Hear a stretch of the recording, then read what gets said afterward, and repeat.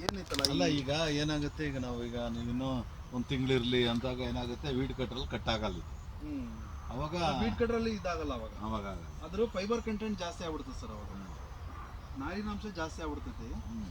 ನೀವು wheat cutter use ಮಾಡಿರಿ sir ಬೇಕಾದ್ರೆ. ಅಲ್ಲ ವೀಡ್ ಕಟ್ರ್ ಅಂದರೆ ಬೇಸಿಗೆ ಅಲ್ಲ, ಇರಲಿ ಸ್ವಲ್ಪ ನೆಲ.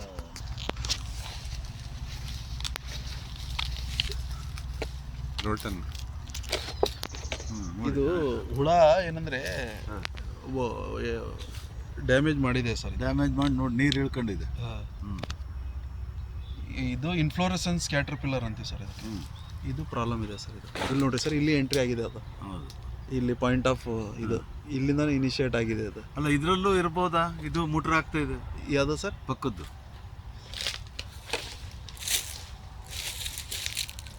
ಇದರಲ್ಲಿ ಇನ್ನೂ ಎಂಟ್ರಿ ಆಗಿಲ್ಲ ಸರ್. ಇದು ಹಾರ್ಡ್ ಇದೆ ಅಲ್ಲ, ಅಷ್ಟು ಈಸಿಯಾಗಿ ಎಂಟ್ರಿ ಆಗಿಲ್ಲ. ಇಲ್ಲಿ ನೋಡಿರಿ, ಇದು ಹಾರ್ಡ್ ಇದೆ. ಇಲ್ಲಿ ಐತಲ್ಲ, ಸ್ಕ್ರ್ಯಾಪ್ ಮಾಡಿದೆ ಅದು. ಇಲ್ಲಿ ನೋಡಿ ಸರ್, ಇದು ಸ್ಕ್ರ್ಯಾಪ್ ಮಾಡಿದೆ. ಅದು ಹಾರ್ಡ್ ಇರೋದ್ರಿಂದ ಅಷ್ಟು ಪೆನಿಟ್ರೇಟ್ ಆಗಿಲ್ಲ, ಅದು ಇನ್ಸೈಡ್ ಇನ್ನೂ ರೀಚ್ ಆಗಿಲ್ಲ. ಅದಕ್ಕೆ ನಾವು ಮ್ಯಾನ್ಯಲ್ ಸ್ಪ್ರೇ ಮಾಡಿದ್ದೀನಿ ನಿಮಗೆ. ಉಳಿದಿದ್ದು ನೀವು ನೋಡಿ ಸರ್, ಬರೀ ಹೆಂಗೆ ಏನು ಅನ್ನೋದು ನೋಡೋಣ ಸರ್. ಈಗ ನಮ್ಗೆ ಏನಂದರೆ, ಈಗ ಸಮ್ಮರಲ್ಲಿ ಈಗೆಲ್ಲ ರಿಕವರಿ ಮಾಡ್ಕೋಬೇಕು ಸರ್ ನಾವೀಗ ಪ್ಲಾಂಟ್ಸ್. ನೋಡಿ ಸ್ಕೇಲ್ಸ್ ಇದೆ ನೋಡಿ, ಇಲ್ಲೇನ ಎಂಟ್ರಿ ಆಗಿದೆ.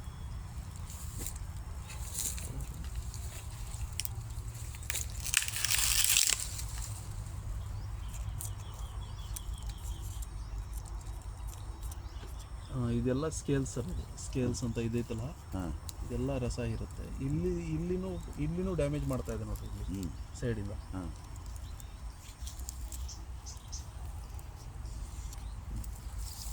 ಸ್ಪ್ರೇ ಕೊಡ್ಬೇಕು ಸರ್. ಬಾಟಮ್ ಇಂದನೇ ಓಪನ್ ಮಾಡ್ಬೇಕು ಸರ್. ಇಲ್ಲಿಂದ ಮೇಲು ಫಿಮೇಲ್ ಫ್ಲವರ್ಸ್ ಇರುತ್ತೆ. ಅಲ್ಲ ಫರ್ಟಿಲೈಸೇಷನ್ ನಾವೇನು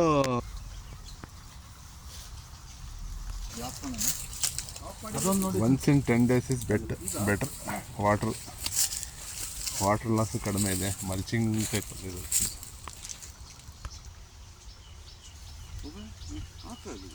ನೀರಲ್ಲಿ ಬಂತು ಅದು ಆಪ್ರೇಟ್ ಚೆನ್ನಾಗಿದೆಲ್ಲ ಸರ್ ಒಂಬಳೆ. ಇಲ್ಲ, ಡ್ಯೂ ಟು ಸನ್.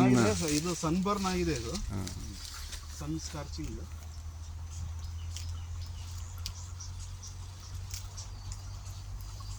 ಇಲ್ಲ, ನೀರು ಬರ್ತಿಲ್ಲ. ಏನೈತಲ್ಲ ಸರ್, ಫಸ್ಟ್ ಸ್ವಲ್ಪ ಚಾಲೆಂಜಿಂಗ್ ಇದೆ ಸರ್ ಅದು.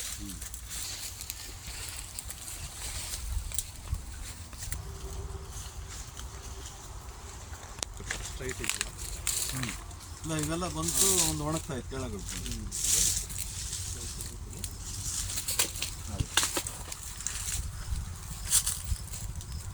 30 to 50, 60% ನಿಂತ್ರೂ ಒಳ್ಳೇದು ಸರ್. ಇದು ಫಸ್ಟ್ ಟೈಮಿಂದ ಇದು ಚೆನ್ನಾಗಿದೆ ಸರ್. ಮಾಡಿದೆ ನೆನೆ ನೀವು ಹೇಳಿದ್ ನನ್ನ ತಲೆಯಲ್ಲಿ ಅದೇ ತಿರುಗ್ತಾ ಇತ್ತು. ಸರ್ ಹೇಳಿದ್ರು ನಾನು ಮಾಡಿಲ್ಲ ಅಂತ. ಸರ್ ಈಗ ಅದಕ್ಕೆ ಏನು ರಿಲೇಟೆಡ್ ಈಗ ನ್ಯೂಟ್ರಿಷನ್ ಬೇಕಲ್ಲ, ಬೋರಾನು ಪೊಟ್ಯಾಶ್ ಏನು ಕೊಡಬೇಕಲ್ಲ, ಇದು ನಾವು ಸ್ಪ್ರೇ ಮುಖಾಂತರ ಕೊಡ್ತೀವಿ ಸರ್. ಈಗ ಅಂದರೆ ಸ್ಟ್ರೆಂತ್ ಆಗಬೇಕು ಅದು.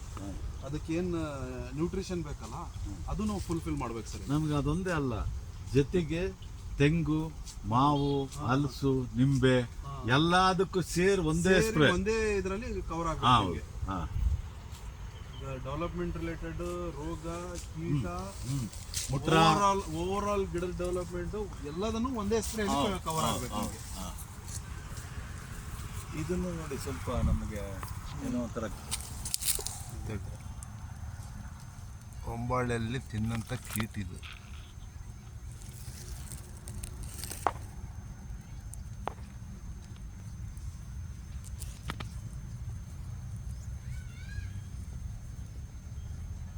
ತಕ್ಕಂತೆ ನೀವು ಕ್ರಾಪ್ ಇಂಪ್ರೂವ್ಮೆಂಟ್ ಮಾಡ್ಕೊಂಡು ಹೋಗ್ಬೇಕು ಸರ್. ಇದು ಬ್ಲ್ಯಾಕ್ ಆಗ್ತಾ ಇದೆಯಲ್ಲ, ಇದೇ ಮೇಜರ್ ಪ್ರಾಬ್ಲಮ್ ಇದೆ ತೆಂಗಲ್ಲಿ. ಇದರಲ್ಲಿ ವೈಟ್ ಫ್ಲೈಸ್ ಇಲ್ಲಿ ಏನೈತಲ್ಲ, ಬಿಳಿ ನೊಣ ಅಂತ ಐತಲ್ಲ, ಈ ಬಿಳಿ ನೊಣದಿಂದ ಏನಾಗುತ್ತೆ ಅಂದರೆ ಒಂಥರ ಗಮ್ ಥರ ಸಬ್ಸ್ಟೆನ್ಸ್ ರಿಲೀಸ್ ಮಾಡುತ್ತೆ.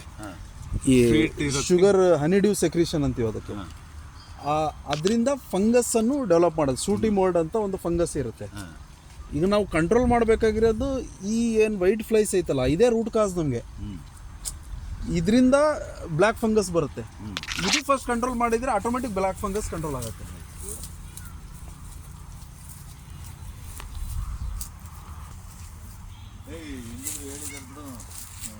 ಶಬಾಷ್ ಇದು ಮಾಡೋಣ ಅಂತ ಹೇಳ್ಬೇಡ್ರಿ ನೋಡ್ರಿ ಇದು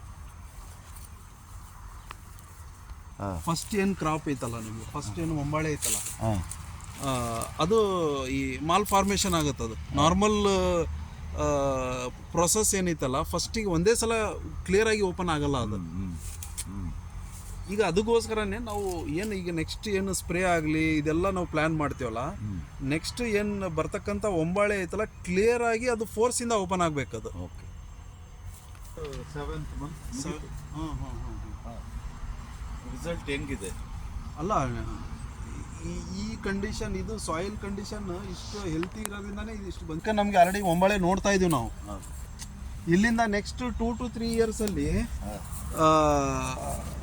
ಒಂದು 70-80 ಕ್ವಿಂಟಲ್ ಲೆಕ್ಕ ಅಡಿಕೆ ನಮ್ಮದು ಫೋಕಸ್ ಇರಬೇಕು. ಪ್ರತಿ ಗಿಡದಲ್ಲಿ ಒಂದು 10 kg ಅವರೇಜ್ ನಾವು ತೆಗಿಬೇಕು ಸರ್ ನೆಕ್ಸ್ಟ್ ಒಂದು 3 ವರ್ಷದೊಳಗೆ. ನೆಕ್ಸ್ಟ್ ಇಯರ್ ಏನಾರ ಎಕ್ಸ್ಪೆಕ್ಟ್ ಮಾಡ್ಬೋದಾ? ಮಾಡ್ಬೋದು ಸರ್, ಮಾಡ್ಬೋದು. ನೆಕ್ಸ್ಟ್ ಮಾಡ್ಬೋದು ಮಾಡೋದು. ಸೆಕೆಂಡ್ ಇಯರ್ 50 ಕ್ವಿಂಟಲ್ಸ್ ಟಾರ್ಗೆಟ್ ಮಾಡೋದು. ಆಯಿತು. ಥರ್ಡ್ ಇಯರ್ ಆನ್ವರ್ಡ್ಸ್ ಒಂದು 80 to 100 ಕ್ವಿಂಟಲ್ ಟಾರ್ಗೆಟ್ ಮಾಡಬೇಕು. ಈ ಥರ ತೊಗೊಂಡು ಹೋಗ್ಬೇಕು ಸರ್ ನಾವು. ಆಯಿತು ಸರ್.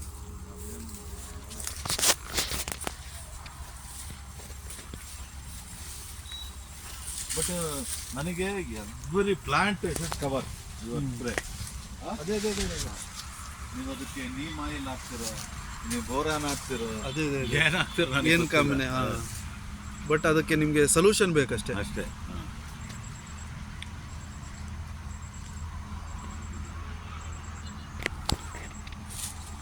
ಈ ಸರಿನೂ ನಮಗೆ ಬೇಕು.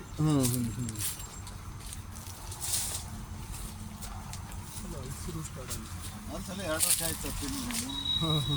3 ವರ್ಷ ತಿನ್ಬಿಟ್ವಿ. ಇದು ಪರ್ಚೇಸ್ಡ್ ಲ್ಯಾಂಡಾ ಸರ್? ನೋಡಿ ಡ್ಯಾಮೇಜ್ ಮಾಡ್ತಿದ್ಯಾ? ಡ್ಯಾಮೇಜ್ ಆಗ್ತಾ ಇದೆ ಸರ್. ಆಗ್ತಿದೆಯಲ್ವಾ? ನೋಡ್ರಿ ಇಲ್ಲಿ ಸೈಡಿಗೆ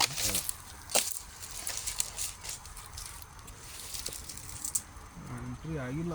ಇನ್ಸೆಕ್ಟಿನ್ ಟೆಸ್ಟ್ ಇದು ಡ್ಯಾಮೇಜ್ ಆಗಿರೋದು ಅದೊಂದು ನೋಡಿ ಸರ್, ಒಣಗಿದೆ. ಇದು ಓಪನ್ ಆಗಿಲ್ಲ ಸರ್. ಇದು ಅದೇ ಒಣಗ್ತಾ ಇದೆ. ನಾನು ಕಂಡ್ರೆ ಓಪನ್ ಮಾಡಿಸ್ಕೊತೀನಿ, ಇಲ್ಲಾಂದ್ರೆ ಬೆಂದಂಗಾಗುತ್ತೆ, ಒಳಗೆ ಬಾಯ್ಲಾಗ್ಬಿಡುತ್ತೆ.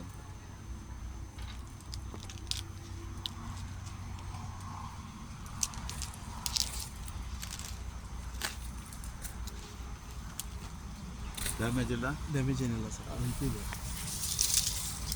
ಹೋಗ್ಬಿಡ್ತಾ ಅವನು ಇವೆಲ್ಲ ದೇಸಿ ತೆಗಿ ಅಂದಾಗ ಹಾಂ ಹೊಡೆದ್ಬಿಟ್ಟು ಏನೇ ಅದು ಬಿದ್ದುಬಿಡ್ತು. ಅಯ್ಯೋ ಏನ್ ಬಿಡ ತಕೊಂಡ ಒಳ್ಳೆ ಫಸ್ಲಿಗೆ ಬರೋ ಟೈಮ್ ಇವಾಗ ಅದು. ಅದು ಪ್ಲಾಂಟ್ ಐತಲ್ಲ ಸರ್, ಇದು ಹಾಂ ಸ್ಟೆಂಟೆಡ್ ಇರಬೇಕು. ಅದು ಇದು ನೋಡೆಲ್ಲ ಕ್ರಾಸ್ ಆಗ್ತೈತಿ.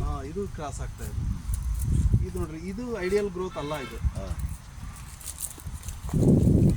ಸ್ವಲ್ಪ ಜಾಸ್ತಿ ಇದೆಯಲ್ಲ ಗ್ರೋತ್.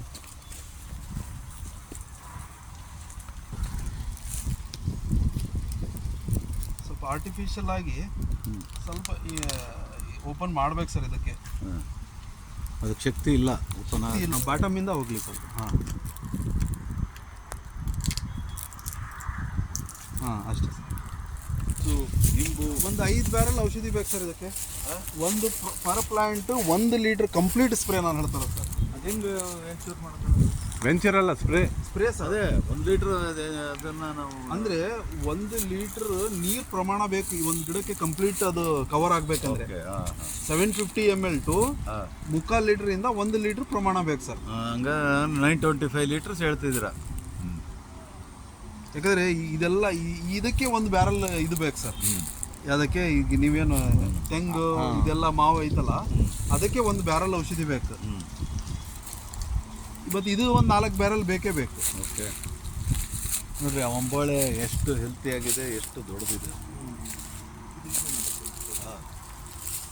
ಮತ್ತು ನೀವು ಬಡ್ಡೆ ಎಷ್ಟು ಗಾತ್ರ ಏನಂದರೆ ಮೀಡಿಯಮ್ ಆಗಿರುತ್ತಲ್ಲ ಅಷ್ಟು ಹೆಲ್ತಿ ಇದೆ ಅಂತ. ಆದರೆ ದಪ್ಪ ಆದ್ರೆ ಹೋಗಿಲ್ಲ. ದಪ್ಪ ಇತ್ತಂದರೆ ಅದಕ್ಕೆ ಸ್ಟ್ರೆಂತ್ ಇರಂಗಿಲ್ಲ.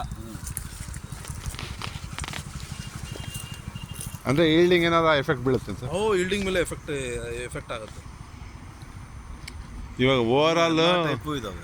ಬಡ್ಡೆ ಜಾಸ್ತಿ ದಪ್ಪ ಇತ್ತಂದ್ರೆ ಜಾಸ್ತಿ ಭೂಮಿಯಲ್ಲಿ ಜಾಸ್ತಿ ನೈಟ್ರೋಜನ್ ಅಂಶ ತಗೊಂಡು ಆ ಸೈಜ್ ಗಾತ್ರ ಜಾಸ್ತಿ ಆಗಿರುತ್ತೆ ಈ ಸರ್. ಭಾಗದಲ್ಲಿ ಅತಿ ಹೆಚ್ಚಾಗಿ ಮಾಡಿರೋದೇ ಮೆಕ್ಕೆಜೋಳ ಬೆಳೆ, ಅದ್ರೊಳಗೆ ತೋಟ ಕಟ್ಟಿದ್ದಾರೆ, ಅಂದ್ರೆ ಅದರಲ್ಲಿ ಯೂರಿಯಾ ಯೂರಿಯಾ ಎಲ್ಲ ಹಾಕಿರ್ತಾರಲ್ಲ. ನನಗೆ ಈ ಗರಿ ಕಟ್ಟಾಗೋದೊಂದು ಏನು ಡೆಫಿಷಿಯನ್ಸಿ ಗೊತ್ತಿಲ್ಲ. ಅಲ್ಲ, ಡೆಫಿಷಿಯನ್ಸಿ ಅಂದ್ರೆ ನೈಟ್ರೋಜನ್ ಇಂದ ಅದು ಎಕ್ಸಸ್ ಆಫ್ ನೈಟ್ರೋಜನ್.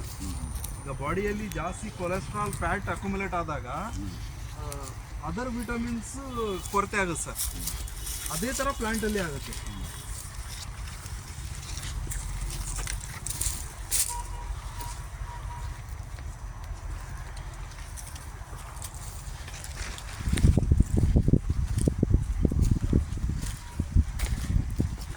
ಇವಾಗ DAP ಯೂಸ್ ಮಾಡೋದ್ರಿಂದ ಇದು ನೈಟ್ರೋಜನ್ ಏನು ಜಾಸ್ತಿ ಆಗಲ್ವಾ? ಇಲ್ಲ, ಅದು ಏನಂದ್ರೆ ಈಗ ಕೆಮಿಕಲ್ DAP ಅಲ್ಲಿ ಏನಿರುತ್ತಲ್ಲ 46% DAP ಇರುತ್ತೆ, ಹಾಂ 46% ನೋಡಿ ಹಾಂ. ಈ ನಿಂಬು ಎಲ್ಲ ನೋಡಿ ಹೆಂಗಾಗ್ತಾ ಇದೆ. ಹ್ಞೂ ಸರ್. ಅಲ್ಲ, ಅದಕ್ಕೆಲ್ಲ ಕೊಡೋಣ ಸರ್ ಸ್ಪ್ರೇ ಎಲ್ಲ ಕಾಂಬಿನೇಷನ್. ಅದಕ್ಕೆ flowers, crop setting, over all disease ಮತ್ತು ಕೀಟ, ಪೆಸ್ಟ್ ಮ್ಯಾನೇಜ್ಮೆಂಟ್, ಒಂದೇ ಸ್ಪ್ರೇಯಲ್ಲಿ ಓವರ್ ಆಲ್ ಕಂಪ್ಲೀಟ್ ಸೊಲ್ಯೂಷನ್ ಸಿಗ್ಬೇಕು ಸರ್. ಓಕೆ, ಆ ಥರ ಸರ್. ಈಗ ನೋಡ್ರಿ ಅನ್ಇವನ್ ಗ್ರೋತ್ ಆಗ್ತಾ ಇದೆ ಅದು ಒಂಬಾಳೆ. ಇದು ಫ್ಯೂಚರಲ್ಲಿ ಅದು ನಾರ್ಮಲ್ ಆಗಿ ಬರ್ಬೇಕು ಸರ್. ಅದು ಹೆಲ್ತಿ ಇನ್ಫ್ಲೋರೆಸನ್ಸ್ ಒಂಬಾಳೆ ಬರಬೇಕು ಅದು.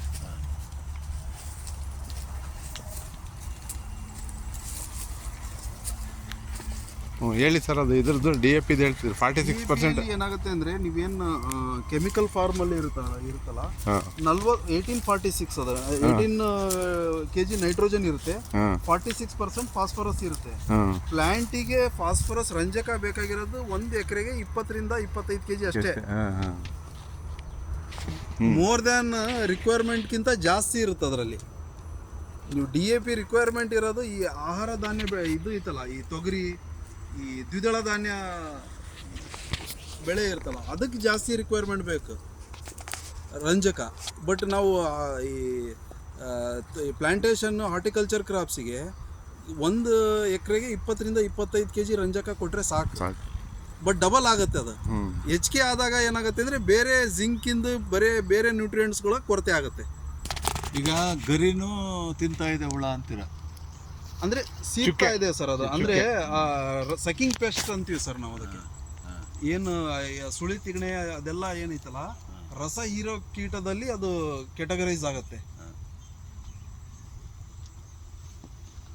ಓಕೆ, ನಾವು ಯಾವಾಗ ಪ್ಲಾನ್ ಮಾಡ್ಬೋದು? ವಿತಿನ್ 1 ವೀಕಲ್ಲಿ ಪ್ಲಾನ್ ಮಾಡಿರಿ ಸರ್ ಸ್ಪ್ರೇದು. ನಾವು ಮಾಡ್ತೀವಿ, ಸಿರ್ಫಾನ್ ಅವ್ರು ಹ್ಞೂ ಸರ್. ಅಯ್ಯೋ ನಾನಂತೂ ರೆಡಿ ಇದ್ದೀನಿ ಸರ್. ಎಲ್ಲಿ ರೆಡಿ ಇದೀರಿ ನೀವು? ನಾನು ಕರೆದೇ 15 ದಿನ ಆಯ್ತು. ಅಲ್ಲಿ ಬಿಡ್ತೀನಿ. ಏನಿದೆ ನಿಮ್ಮ ಗಾಡಿ?